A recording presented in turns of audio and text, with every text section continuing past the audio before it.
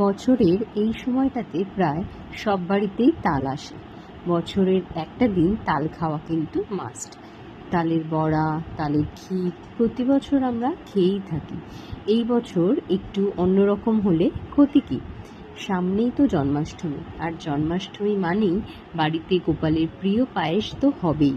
আর সেই পায়েস যদি হয় তালের, তাহলে তো গোপাল আনন্দে আটখানা। তো চলো দেখে নিই তালের পায়েস কিভাবে বানালাম। প্রথমে পরিমাণ মতো শ্যামা চাল 1 ঘন্টা ভিজিয়ে রেখেছিলাম। চালটা 1 ঘন্টা ভিজিয়ে রাখার পর ভালো করে ধুয়ে নিয়েছি। এইবার চালটা গরম জলের মধ্যে দিয়ে ভালো করে সেদ্ধ করে নেব।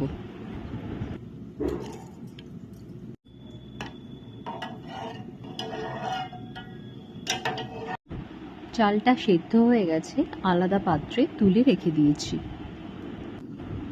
এখানে আমি তাল থেকে রসটা বের করে নিয়েছি।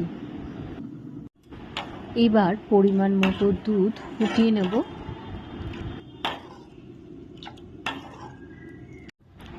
দুধের মধ্যে তালের রসটা দিয়ে ভালো করে নেড়ে কিছুক্ষণ ফোটাবো।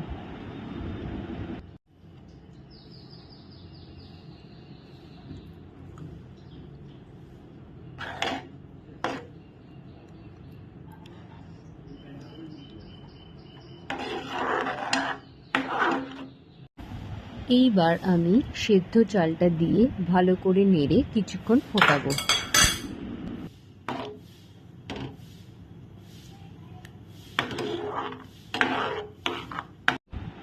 এখানে আমি পছন্দ মতো ড্রাই ফ্রুটস নিয়ে নিয়েছি।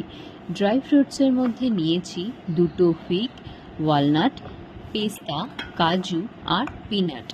এই পায়েসটা আমি আমার 1.5 বছরের বাচ্চার খাওয়ার উপযোগী করে বানাচ্ছি, তাই ড্রাই ফ্রুটসগুলো আমি পেস্ট করে নেব। তোমরা চাইলে ড্রাই ফ্রুটসগুলো গোটাও দিতে পারো। যেহেতু আমি এই পায়েসটা আমার 1.5 বছরের বাচ্চার খাওয়ার উপযোগী করে বানাচ্ছি, তাই আমি এতে আলাদা করে কোনো সুগার অ্যাড করব না। মিষ্টির জন্য নিয়ে নিয়েছি 4টে খেজুর। এই খেজুরগুলো আমি ড্রাই ফ্রুটসের সাথে পেস্ট করে নেব। এবার আমি ড্রাই ফ্রুটস আর খেজুরের পেস্টটা দিয়ে দেব, দিয়ে ভালো করে নেড়ে নেব।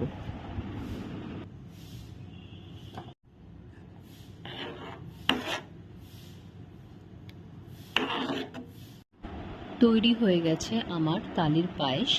গার্নিশের জন্য ওপর থেকে ছড়িয়ে দিয়েছি তিলের বীজ, গ্রেটেড কোকোনাট আর কিশমিশ। ভিডিওটি ভালো লাগলে অবশ্যই লাইক, শেয়ার, কমেন্ট করে আমাকে জানাতে ভুলো না।